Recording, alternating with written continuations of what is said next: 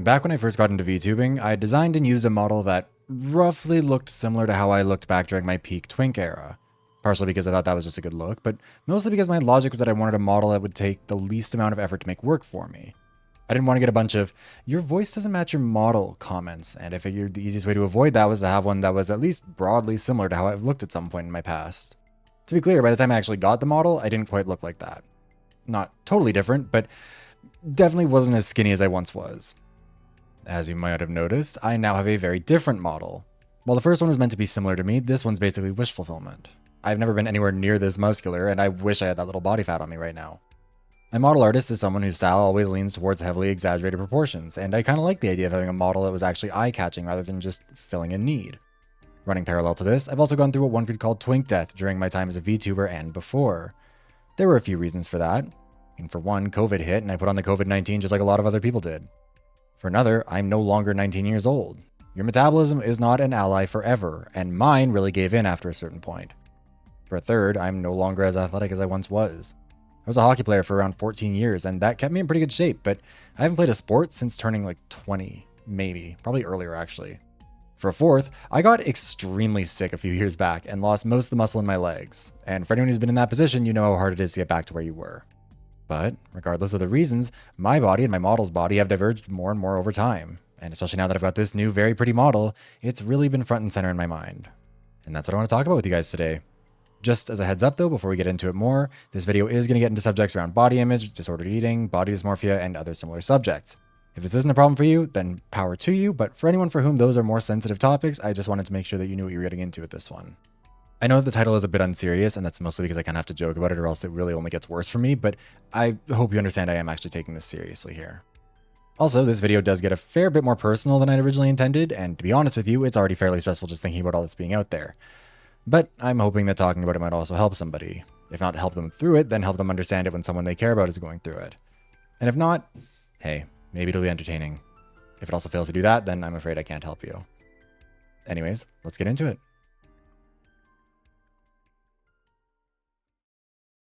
Part 1. What is body dysmorphia?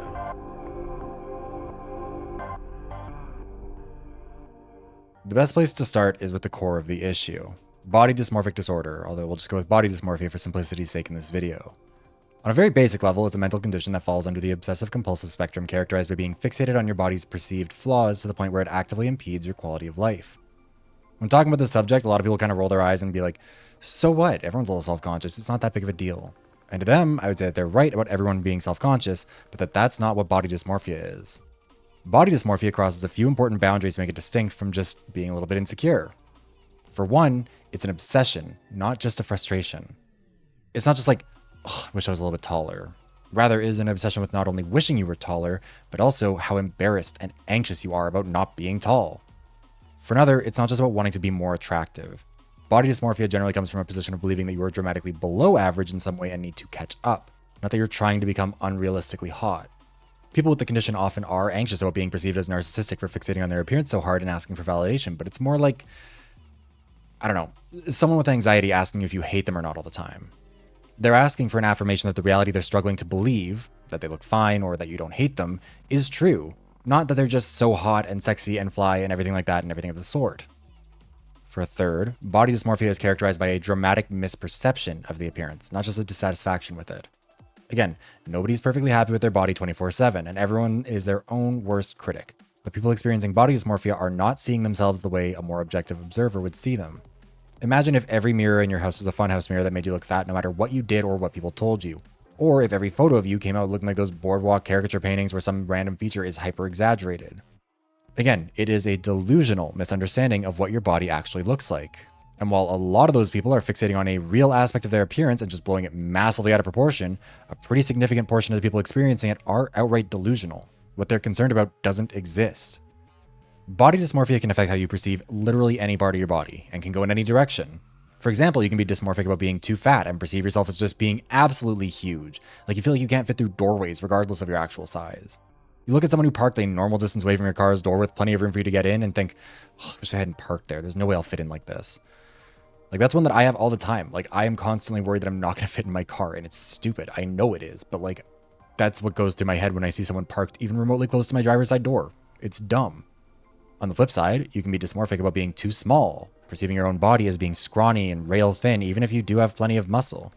You can be dysmorphic about wrinkles, about bags under your eyes, about discoloration of the skin, about uneven eyebrows, love handles, wonky teeth, cellulite, sagging skin, wonky toes, stubby fingers, too much body hair, not enough body hair. The list goes on and on. To summarize, it is when you get to a point where you are not perceiving your appearance accurately or objectively, where your perception is causing you significant distress, and where you are feeling compelled to do something about it. It is also important to recognize that body dysmorphia isn't just based on how you perceive yourself, but also how you assume others perceive you. It is genuinely a fixation on this dissatisfaction with your appearance. You aren't just bothered by it when you look in the mirror, but you assume it's so dramatically fucked up that everyone else is noticing it too. Maybe they're whispering about it behind your back. Maybe they think less of you for it. And part of what makes this very hard to get past is that there often is some truth at the core of that feeling. Not about your appearance, I mean, but how people might treat you if you do look that way. For example, society at large is not kind to fat people. So if you perceive yourself as being overweight, that part might be a delusion, but the desire to cover up or try to avoid being perceived that way isn't really that delusional. That is a rational response in some ways. As a gay man who's been getting called fat and old looking on dating apps by men since I was a 19-year-old, 6'2", 180-pound twink, it can be hard to draw the line between delusion and reality when other people are sometimes just assholes who will incite that delusion. Like I said earlier, it's under the obsessive-compulsive spectrum, meaning that it's one of a bunch of conditions characterized as being related to OCD in some way. The obsessive side of things is fairly self-explanatory. It's something that you're obsessing about and specifically are unable to control your obsession with it. The compulsive side of it is about your brain basically disregarding the reality of the situation and doing it anyways. It doesn't matter whether the task has been completed or even needed to be done in the first place. Put those two things together, and it's obviously not a good situation to be in. You are obsessing about a flaw you perceive in your own appearance and feel compelled to either fix it or hide it in some way, but your brain will not allow you to either see reality or even just progress. It'll keep putting you back at the starting line no matter how much has actually changed, or whether anything needed to be changed at all. It's like a time loop that keeps calling you fat. One of the challenges in talking about this stuff when you're dealing with it is that it kind of feels like you're just trying to justify your vanity. Like in my head, I feel like I sound like I'm saying, you guys just don't get it. It's just really, really hard for me to not be super hot. At various points in my life while dealing with this, I've fully just been scoffed at by people who think I'm just fishing for a compliment. Like I'm saying, I feel like I look so fat, I look so ugly, I look so whatever, just because I want someone to tell me I'm skinny or hot or whatever else. Not because I like genuinely am perceiving myself that way. And it can be really easy to have that mismatch. A lot of people might look by all metrics very attractive, and it can feel like they must be fishing for a compliment because what they're stressing about just clearly isn't real. But that doesn't mean they're not seeing it or feeling it. And that sucks. Like it sucks to feel like you are being perceived by everyone as some narcissistic asshole when in reality, like you are seeing yourself in a way that they aren't. You're trying to get reassurance about how you see yourself, not what they can actually see in reality. And it does dramatically affect your quality of life once you get to that point. I mean, when it comes to health, the obsessive and compulsive aspects of this play off of each other to incentivize someone to take dramatic action to try and correct whatever this issue is. For example, let's say that you're experiencing body dysmorphia in terms of perceiving that you are far too skinny, even though you're actually pretty muscular and fit. The obsessive side of things won't allow you to stop thinking about it. You are constantly being made acutely aware of this feeling that you're so scrawny that everybody's aware of it, they're all thinking about it, it's all they can think about with you, and they think less of you for it. The compulsive side of it will force you to try to do something about it. This could mean something as simple as trying to hide it with bulkier clothes, but frequently it pushes people to keep trying to fix the problem. How do you fix not being muscular enough? Well, working out more, duh. So you work out more, you consume more protein, you change your diet to fit that, all that stuff. The obsessive side of things doesn't allow you to see the progress you've made though. You still perceive yourself as scrawny even if you are bulking up. And the compulsive side of it says, all right, we need to do something about this and what we're doing isn't working. So what now? And that point is where things can get really risky for someone because they're at a point of desperation. In reality, they felt like they could improve something about their appearance, took action to achieve it, achieved it, and now should be able to move on. You know, you feel like you need to lose 5 pounds, you diet a little bit, you eat a little bit healthier, you go for more walks, you lose 5 pounds, then it's over. That's where that should end. But for someone experiencing body dysmorphia, they can't move on because their brain tells them they just didn't achieve it. And this means that they have to try harder. They'll work out harder, they'll use more extreme supplements, they'll restrict their diet more, they'll work out more than their body can safely handle, and for a lot of people, they'll eventually start looking into stuff like steroids. Anything that might fix the problem they perceive with their body. After all, in their mind, they're working out so hard and doing everything right, but they're still scrawny. Like, there must be something wrong and they must need to go to greater extremes. This sort of thing can lead people to using unnecessarily harsh medications or skincare products, engaging in extreme dieting, or even getting surgeries to try and correct a perceived flaw. And again, because of the nature of this condition, that doesn't fix it. There's not a point at which your brain is just going to recognize that like you've achieved your goal. It's just going to keep moving the goalposts on you. On the flip side, some people just spiral into depression over the impossibility of achieving this goal, particularly if they feel like the solutions to their problems aren't within their reach for financial or logistical reasons or whatever else. If they fail, in air quotes, to do the things that they feel like they need to do to fix this flaw, then it just makes them feel worse. Even if, to be clear, the thing you feel like you have to do is actively harmful, and it is a good thing you didn't do it. There's a reason why body dysmorphia has a lot of overlap with depression, suicidal ideation, and anxiety. Like, you're basically just never being put in a winning position when it comes to your body, which, you know, given that you spend all your time in it, is a pretty important thing to at least be okay with. Again, an important distinction needs to be made here between body dysmorphia and just the general normal insecurities that a lot of us have. The average person might think to themselves, I just want to lose 10 pounds. And they're capable of rationally looking at the situation, taking reasonable, measured actions, and being able to recognize it if and when they hit that goal. Conditions like gender dysphoria also revolve around dissatisfaction with your body, but it's not based in some delusion that you look differently than you do. What constitutes a mismatch between gender identity and gender presentation is subjective from person to some extent, but it is also something that can be acted on and changed. Someone experiencing gender dysphoria relating to growing too much facial hair or body hair can feel better by shaving or lasering or waxing it off. But body dysmorphia really never lets you get off the train. The problem is so extreme that it requires dramatic action, and your brain won't acknowledge any progress being made, so the action becomes more dramatic. And once you're in this spiral, it can affect your social life pretty dramatically as well. For one, as mentioned, you assume that everyone else can notice the issue as well, and that everyone else also takes it as seriously as you do. For a lot of people, this leads to social isolation, or even social revulsion to some extent. And, logically speaking, that makes some sense. Body dysmorphia is like having Frollo from the Hunchback of Notre Dame living rent-free in your head 24/7 trying to convince you that you are Quasimodo, both in terms of how you look and how others perceive and will treat you. To some extent, it is understandable in that scenario to not want to go outside, or not wear clothes that are more comfortable, or to view people with skepticism when they try and be nice to you. In fact, a lot of the challenge of something like body dysmorphia is that a lot of the actions you take in response to it feel fundamentally rational and proportionate. You can justify it. I can justify it. I talked in the last video about being able to justify hater behavior, but that same sort of justification spiral can really happen with this too, where you can say, this is a rational response to this thing that I feel is happening. And provided you never really confront the thing that you feel is happening, you can just keep doing that. A person with body dysmorphia who's 10 pounds heavier than they'd like to be, in their mind, isn't overreacting about wanting to lose 10 pounds.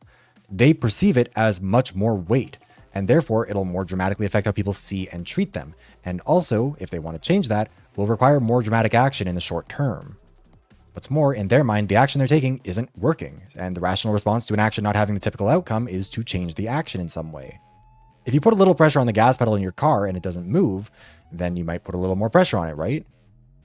Like, that's basically how you see yourself in this situation, as someone who has to take more dramatic action because what you're doing just isn't working. When it comes to what causes it, well, it's complicated.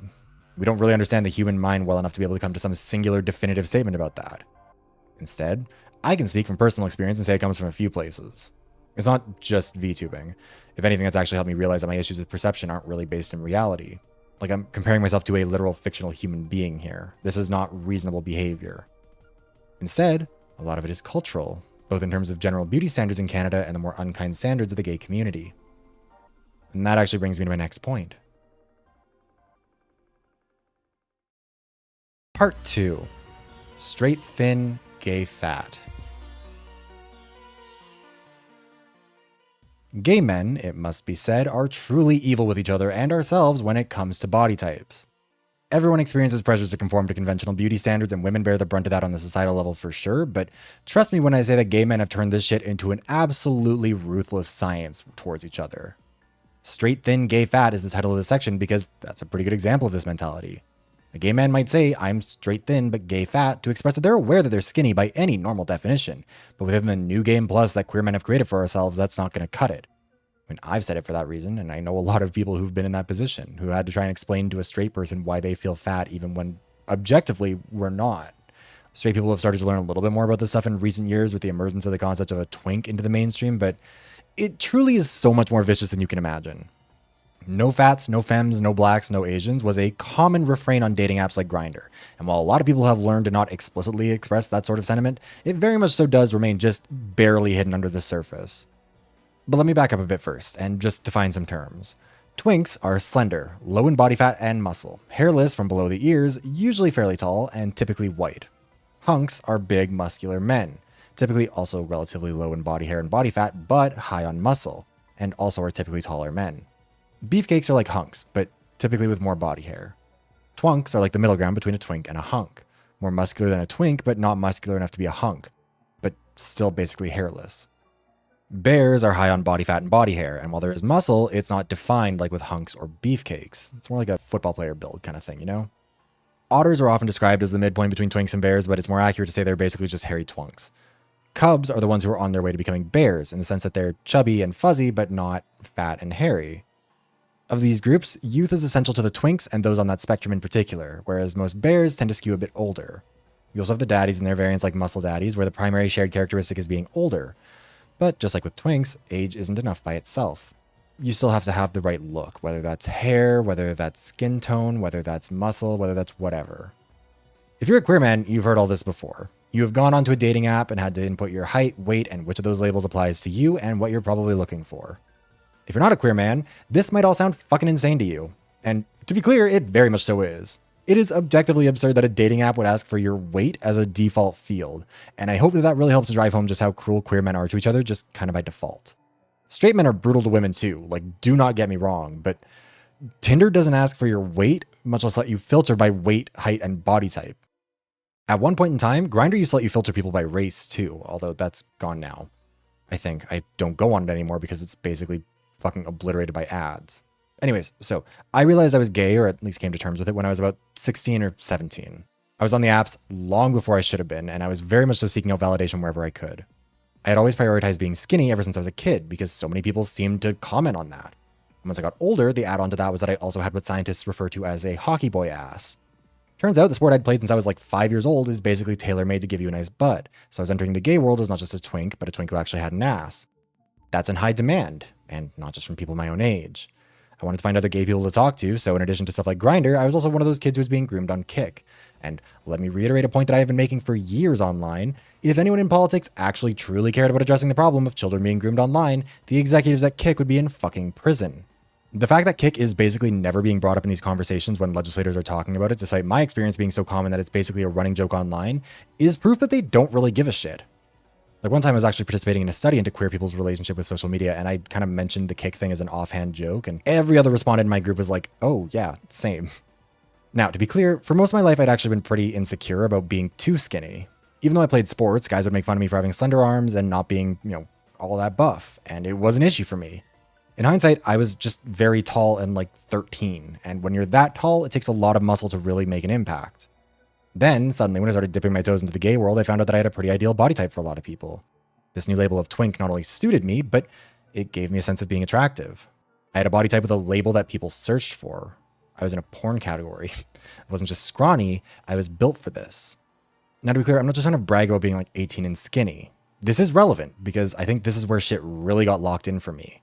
After having basically no positive self-image for most of my life, I finally found it in the form of being skinny with a hockey player's muscle build. Perfect. Now to just maintain that indefinitely, and just kidding, how about a year of debilitating mono right out of high school? I spent my gap year in Australia and got extremely sick about a month into my time there, like to the point of missing about 2 or 3 months of work. I could barely walk anywhere, I could barely eat, I had to be taken to the hospital multiple times for IV fluids. It was a really pretty bad thing. Probably the first sign that I realized that my relationship to my body was legitimately fucked up was that I was thinking, at least I'll be skinnier after this, while I was in the hospital getting fluids so I wouldn't die. And to be clear, I was skinnier after, dangerously so. However, I'd also lost a lot of strength in my legs from not being able to use them very much for months, and that was less than ideal. Regardless, I was still a barely legal twink, so I could still get plenty of that validation when I wanted it. Right up until I started properly recovering, at which point I was no longer so dangerously thin. Still slender, but not rail thin. Anyways, then some stuff happened, then I went to university in Montreal, and that was great. Tons of gay people, I was still a twink, had lots of fun. Then I met a guy who we'll call Liam because that was his name, and that was when things went off the rails properly. See, Liam used to be a twink. Even though he was only a year older than me, he had gone through this process of what we call twink death by the time I had met him. Twink death, for the unfamiliar, is another one of those really sadistic terms that gay people come up with to be brutal to one another, and refers to the reality that being a twink isn't a permanent thing. Everyone except for Courtney Act stops being a twink eventually, and it either happens because you become a twunk, hunk, beefcake, otter, bear, or some other category, or you just kind of become nothing. It's like those shitty knockoff YA dystopian novels from the late aughts and early 2010s that tried to copy the Hunger Games. At some point in your life, you have to pick your faction, and if you don't, you'll end up factionless. You lose some hair, you gain some weight, boom, twink death. Liam had lost his hair and gained weight, and he made a big show of how it didn't actually bother him at all, and that he was pretty derisive towards twinks as a result. But all this was in spite of engaging in some actually not even pretty, absolutely harmful behavior that, looking back, were clearly all signs that he was not doing well. However, like I said, we tend to be pretty cruel to each other. He extended no empathy to me even though he'd gone through this experience and been treated this way, instead choosing to take little digs at me whenever he could. Probably the most vivid memory I have of him at that time was when he pulled me in for a hug, put his hands on my waist, grabbed whatever fat he could with them, and said, "You're not as skinny as when I met you. You're healthier now." Fun. Not long after that, I had another experience where I decided to get some photos taken by an actual photographer.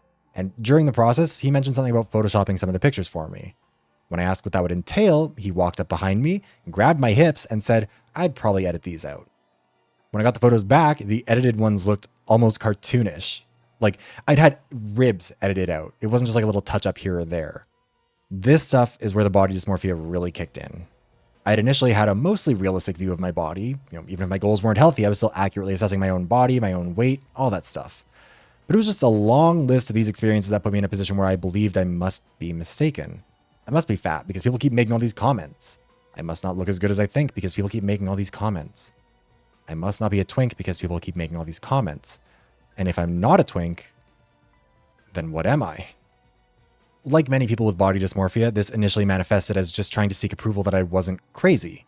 Constantly obsessing about whether or not I was unattractive and needing people to tell me I wasn't.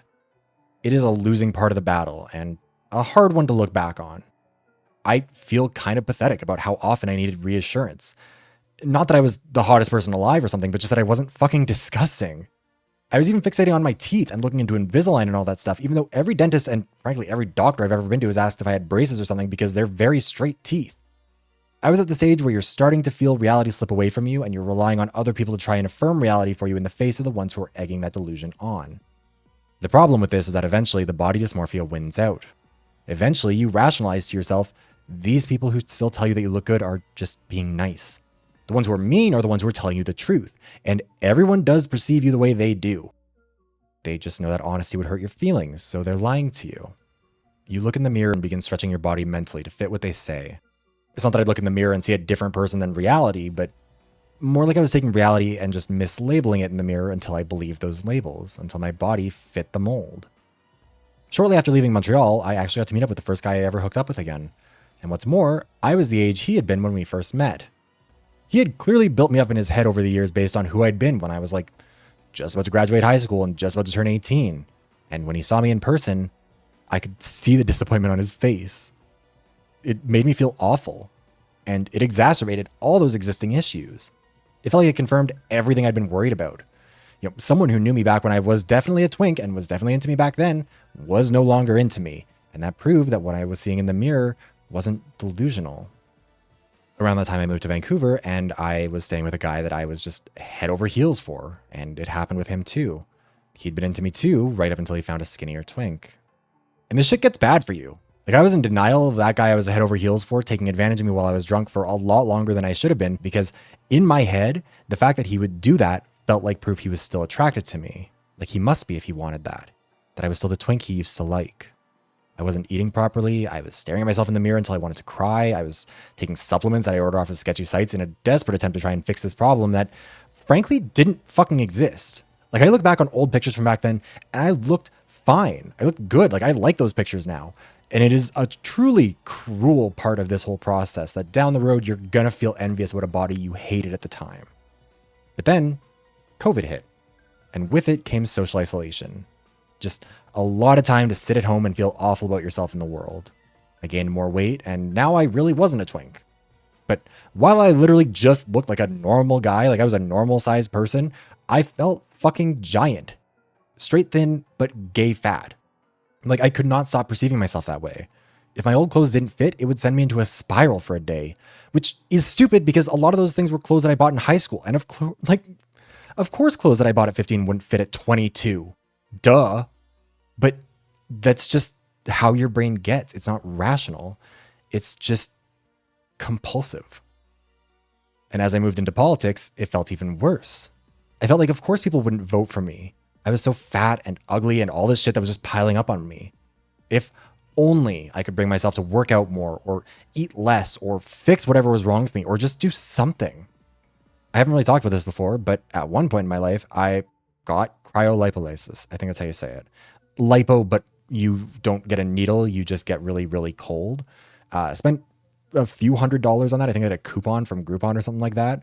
And that was really stupid. And it didn't fix anything.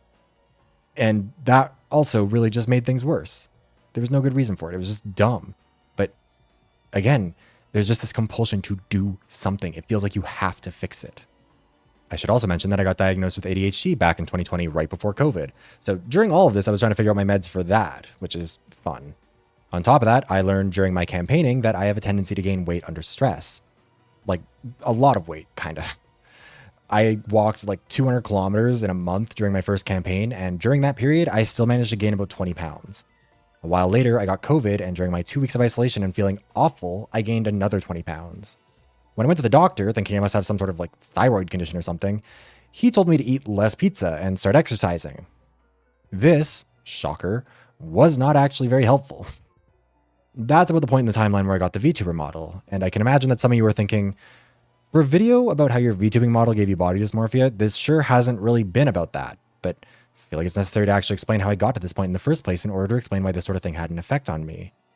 I was socially isolating myself because I felt hideous. I would go days, sometimes a week or more without leaving my home. I have almost no photos of myself from the past 5 years because I was horrified of how I looked in them. In spite of family and friends telling me I looked fine and like to get over it, frankly. I had fights with people who posted a picture of me online and demanded that they delete them. I am, in a lot of ways, erased from half a decade of my family's memories. And maybe future me is going to be lucky and it'll turn out that in spite of my wishes, my parents or siblings or cousins or whoever did continue to take those pictures at family gatherings against my wishes. But pre-VTubing, that's where things stood.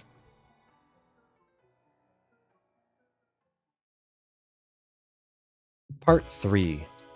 Streaming for ugly people.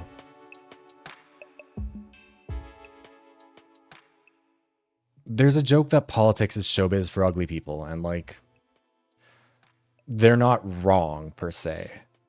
I used to joke that it was to my advantage because while I might be a 6 in the real world, in politics, I could be at least an 8. It's not to say it didn't stick with me though. And it also didn't escape my notice that when I became a content creator again, I pretty quickly went with a medium that not only hid my appearance, but replaced it with something more attractive. VTubing, among people who don't like VTubers, has a similar reputation to politics. It's streaming for ugly people. They'll say you only became a VTuber because you're ugly and either trying to cope, catfish, or just live vicariously through a sexier model.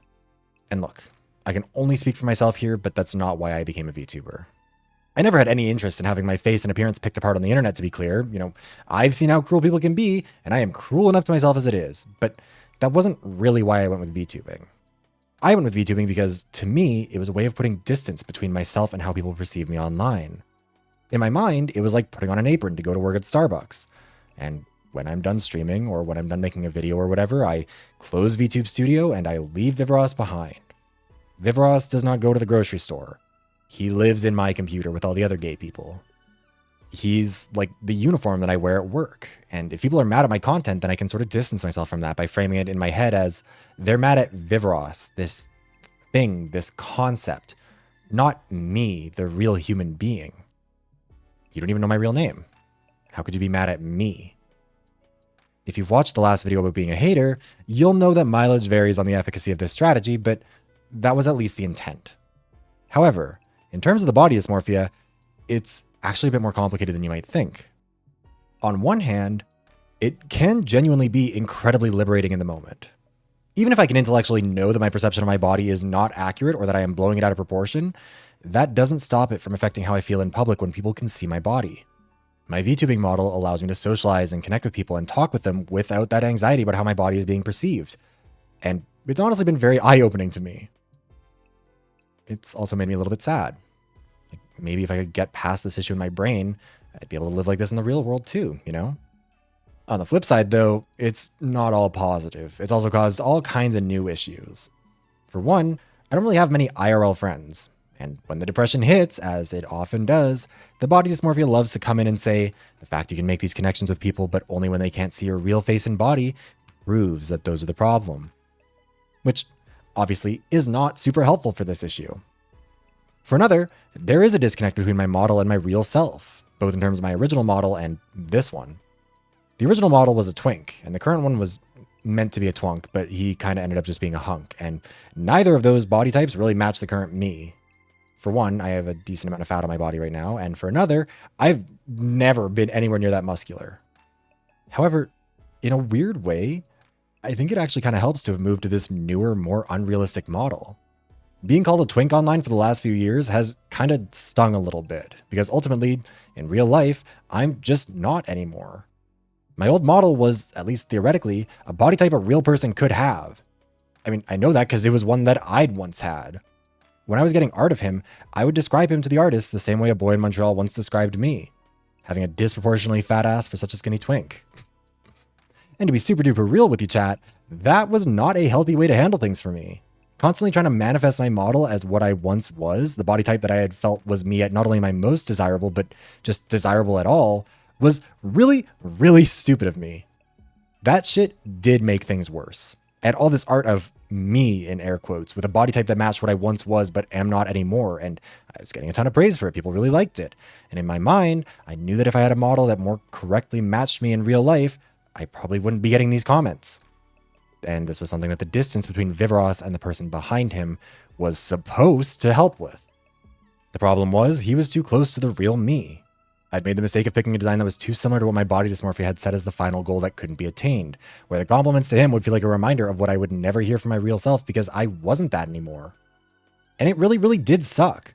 And I don't blame anyone who was like calling me a twink during that time. Obviously, like in no way, shape, or form is that anyone else's fault for that. Like, I just want to make that clear. The distancing still worked in some ways, but not well enough in this one specific aspect.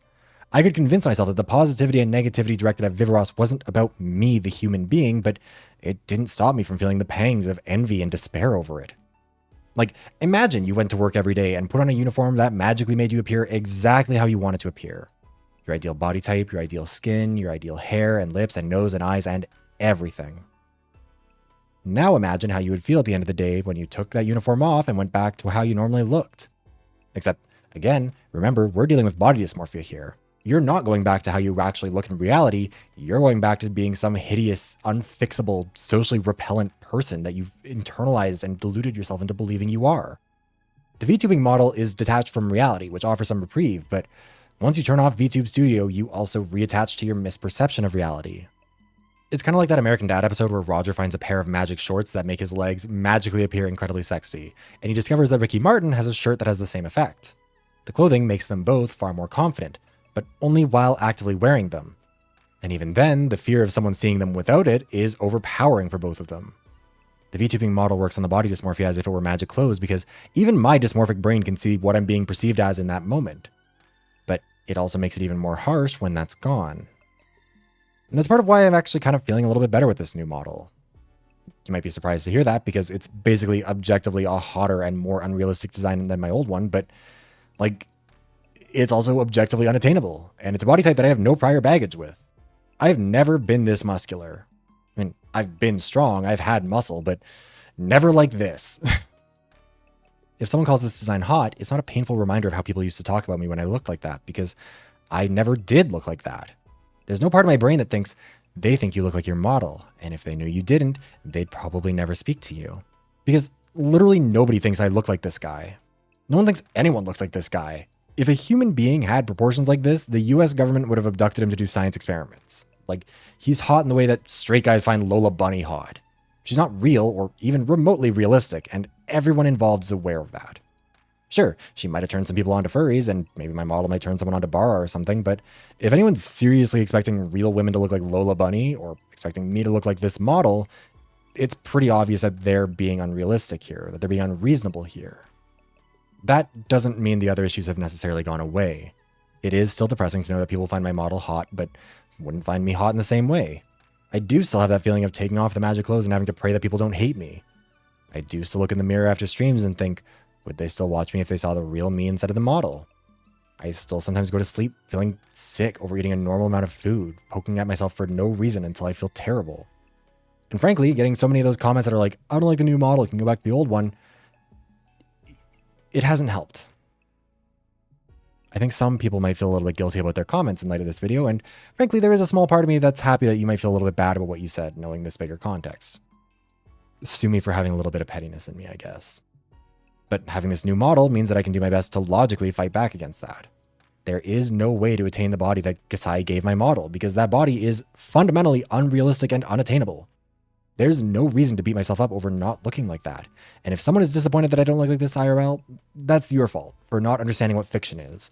Not my fault for being hideous in some way that my brain is trying to convince me of. But where do I go from here?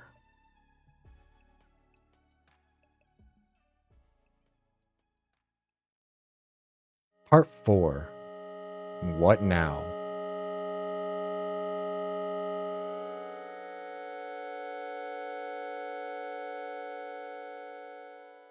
Well, it's a good question.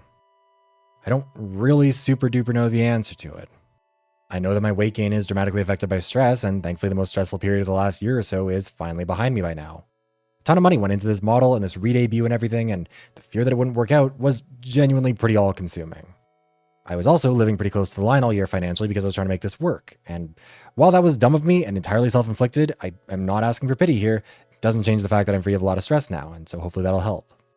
I'm also on some new medication that's supposed to help with weight loss, but also just primarily kind of help me stop feeling too awful about myself.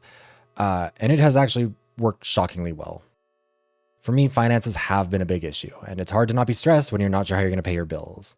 I have a decent paying job, but up until this month, half or more of every paycheck was going towards the model or the rigging or the art or the backgrounds or the emotes or whatever else. Again, self-inflicted. Again, I am not asking for pity. I don't need it. I don't want it. Just need to explain myself, I guess. Now I can focus on living more comfortably, saving my money, paying off debts, and eating properly. I can breathe easier, and removing that stress is good for me just in general. Body dysmorphia is kind of like herpes. It always rests dormant in your system once infected, but if you take care of yourself, you can dramatically reduce the potential for it to break containment. Sleeping properly, eating properly, exercising regularly, drinking water, and if necessary, medicating appropriately at the advice of a doctor are all steps that can be taken to help minimize the risk of an outbreak. And right now, that's my priority. For anyone who's ever been in that position, I do regret to inform you that it does, in fact, work. It is deeply annoying to admit that the morning people who are up at 6:30 every morning to witness the ass crack of dawn in person and exercise before the sun comes up are right about, maybe not everything, but about the core part of this. Get to sleep at a reasonable hour. Wake up at a reasonable hour. Drink water. Eat food. Exercise a bit. Doesn't have to be much, just like a walk around the block or something to get some fresh air. Again, deeply annoying thing here, but the touch grass people are also just objectively correct about that too. If you have a public park nearby, go walk around it for a bit. Sit on a bench. Relax. Turn off your phone, at least for a while. Talk to another human being. And a normal person, not someone else who's also hyper online. It won't solve everything, but it might help a bit. Body dysmorphia, like I mentioned at the top, is characterized by being both obsessive and compulsive. It's not a thing where you can just say, I've decided to stop experiencing this and move on. It's not a situation where you're just like, I'm going to leave the baggy hoodie at home and learn to deal, because it's not like that. The stress will just keep piling up. It'll get overwhelming. It is truly more like herpes. Once it's there, that voice is going to be somewhere in your system forever, probably. The goal is not to permanently defeat it then, but to contain it. Body dysmorphia benefits from depression and anxiety.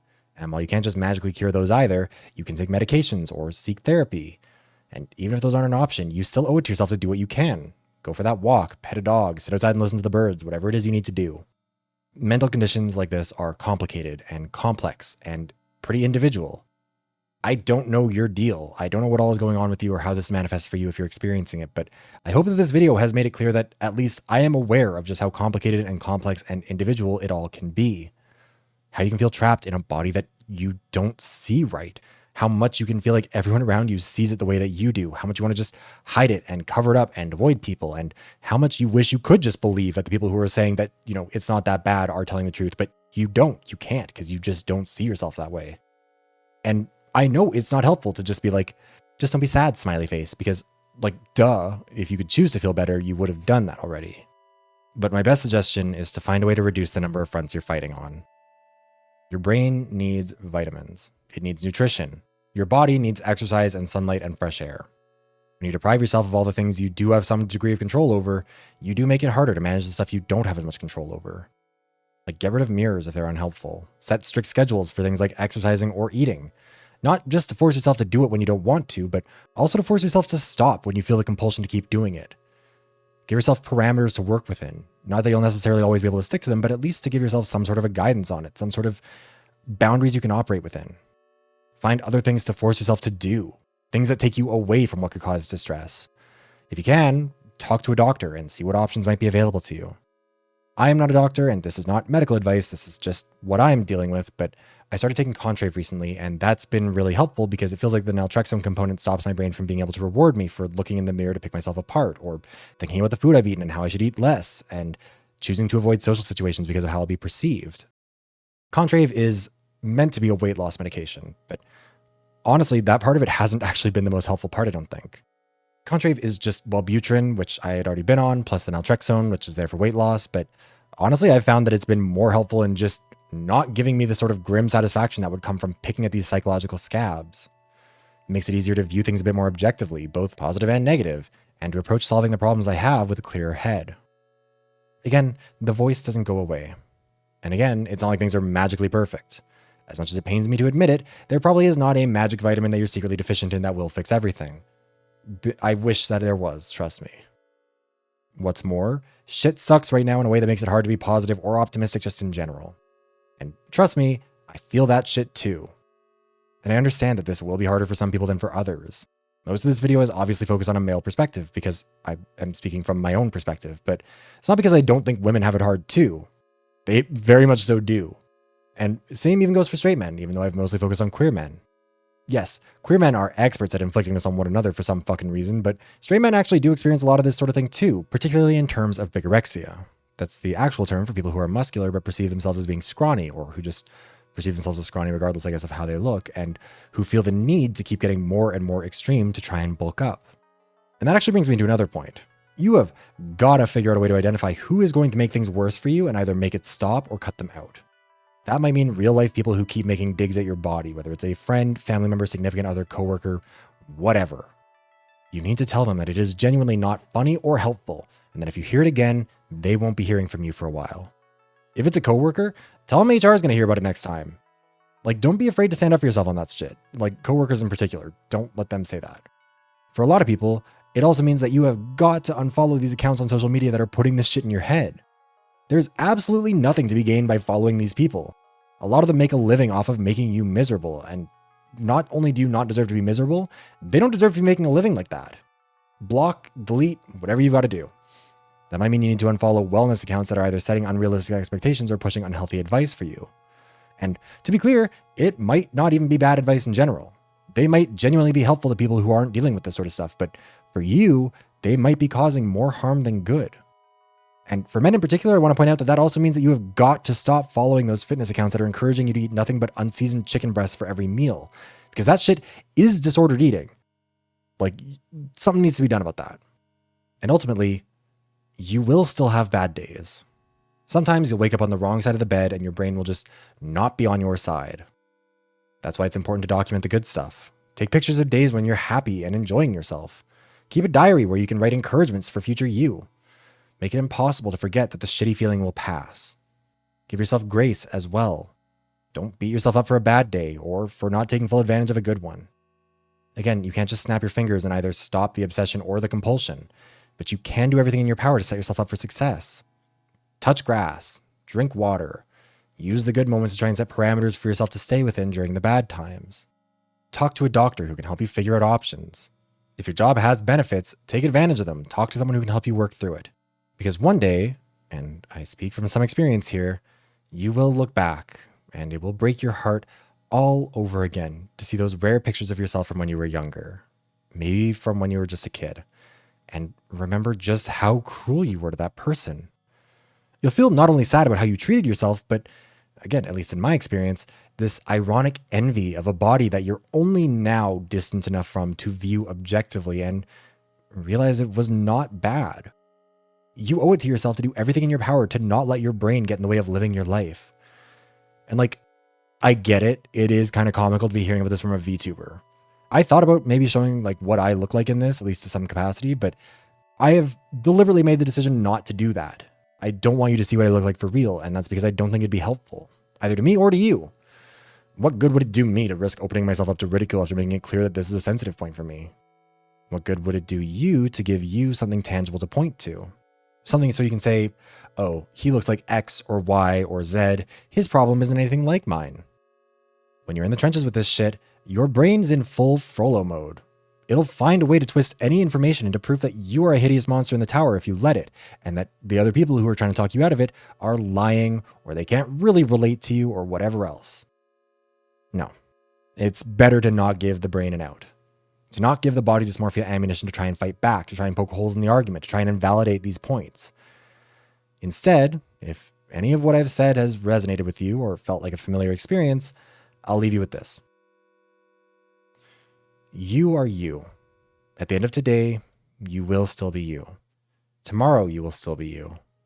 And the day after that, and the day after that, and for the days and weeks and months after that, you will always be you. And we are all lucky to have you. Not in spite of what your brain is telling you, not in spite of how you might feel like you look, and not in spite of how you might present online compared to your real self or whatever else. We are all lucky to have you here, full stop. We want you to smile, to love yourself, to be kind to yourself, and to live your life. You are not alone in this, and we don't want you to be alone. Your worst thoughts and feelings are not who you are. You are who you are. I'm happy that you are you, that you will still be you tomorrow, and that you will be you for every day, week, and month after that. The body dysmorphia will tell you otherwise, that your face or body or whatever else makes you an exception to what I'm saying. And I am telling you unequivocally that it is wrong. I am providing no exceptions. We know that you're fighting a hard battle, and we know that you won't always be at your best, but you're still you in spite of it all. And it's the you, not the status of the battle, not the being at your best, that matters in that. You are not letting us down when you stumble, and you're not failing because you're not inhumanly flawless. You are you. And that's a good thing. I promise.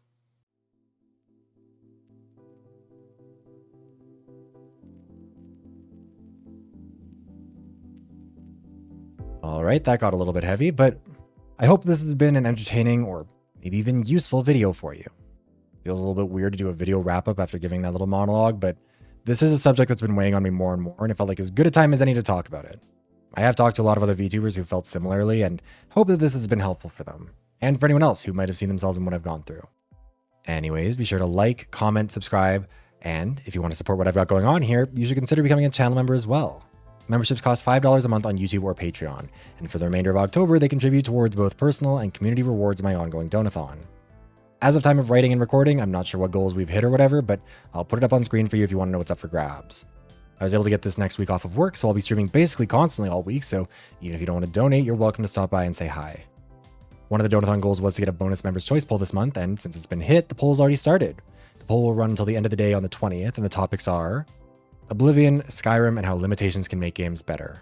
This video would argue that Oblivion's relatively more restrictive gameplay and mechanics actually allow the player to make more choices and explore more freedom than Skyrim's open-ended approach to skills, combat, and progression. Why social skills actually matter in competitions. This video would explore how social skills work as both offensive and defensive tools in competitive environments, and why that's important. Why Blizzard's cosmetic surveys are inherently flawed.